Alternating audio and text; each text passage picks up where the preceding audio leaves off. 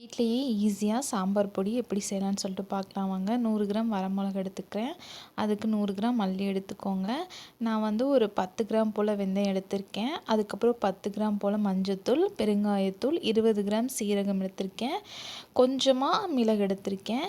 இதுக்கு வந்து ஒரு 4 ஸ்பூன்ஸ் நான் வந்து அரிசி எடுத்திருக்கேன். நீங்கள் எந்த அரிசினாலும் எடுத்துக்கோங்க.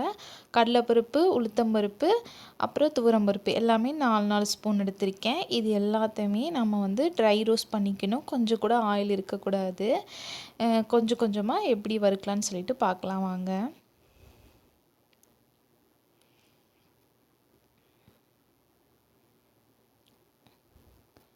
அடுப்பை ஆன் பண்ணிவிட்டு எப்போவுமே தீ வந்து நம்ம வந்து மிதமான சூட்டில் வச்சுக்கலாம். இல்லாட்டி மிளகாய் வந்து நம்மளுக்கு வந்து கரிஞ்சு போயிடும். அதனால் வந்து மிளகாய் வந்து எல்லாத்துக்குமே ஒவ்வொரு ஸ்மெல் வரும். ஓகேங்களா? இப்போ வந்து மிளகாய் வறுக்கும் போது ஒரு மிளகாய் ஸ்மெல் வரும். ஒரு நறுமணம் வரும். நம்மளுக்கே அது தெரியும்.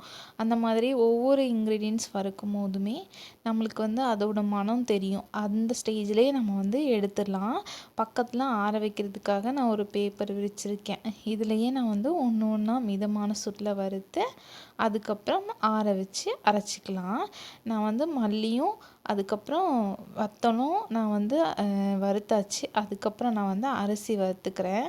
அரிசி வந்து நம்ம மிதமான சூட்டில் வறுத்தா தான் அது வந்து தீயாமல் இருக்கும். இல்லைடா தீஞ்சு போயிடும். ஒரு மிதமான சூட்டில் வறுத்து எடுத்துக்கிட்டேன். அதுக்கப்புறம் வெந்தயம், அதுக்கப்புறம் துவரம்பருப்பும் அந்த மாதிரி தான் லைட்டாக ப்ரௌனிஷாக வரும்போதே நம்ம எடுத்துக்கலாம். அதுக்கப்புறம் கடலைப்பருப்பும் வறுத்து எடுத்துக்கிட்டேன். அப்புறம் வந்து உளுந்து, இது வறுக்கும் போது தான் செம்ம ஸ்மெல்லும் வரும் பார்த்துக்கோங்க. உளுந்து வந்து ஒரு எப்படி சொல்கிறது, ஒரு தனி ஸ்மெல்லு. அதுக்கப்புறம் நான் வந்து ஜீரகம் வறுத்துக்கிட்டு இருக்கேன். ஜீரகம் வந்து ஆல்ரெடி நம்ம நிறைய வறுத்துருக்கனால டக்குன்னு தீஞ்சு போயிடும். அதனால் வந்து ஒரு 2 தடவை இந்த மாதிரி பண்ணிவிட்டு அதை எடுத்து வச்சுக்கலாம். அதுக்கப்புறம் நம்ம வந்து மிளகும் வெந்தயமும் வறுத்துக்கலாம். ரெண்டுமே கொஞ்சமான குவான்டிட்டியில் இருக்கறனால லைஸாக ட்ரை ரோஸ்ட் பண்ணிவிட்டு எடுத்துக்கலாம். அப்புறமா வந்து வாசனைக்காக நான் கொஞ்சமாக இதில் வந்து கருவேப்பிலை ஆட் பண்ணியிருக்கேன். இது ஆப்ஷனல் தான். உங்களுக்கு வேணுன்னா ஆட் பண்ணிக்கலாம், இல்லைன்னா ஸ்கிப் பண்ணிக்கலாம்.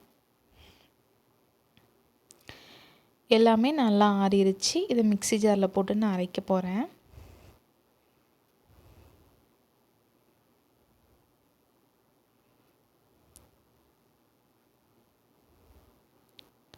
நல்லா ஒரு பல்ஸ் விட்டு அரைச்சதுக்கப்புறம் இது கூட நான் வந்து கட்டிக்காயம் இல்லாட்டி பெருங்காயத்தூள் உங்களுக்கு எது வேணாலும் ஆட் பண்ணிக்கலாம். அப்புறமா மஞ்சத்தூள் இதில் 2த்தையும் ஆட் பண்ணி இன்னும் நைஸாக நம்ம அரைச்சி எடுத்துக்கலாம்.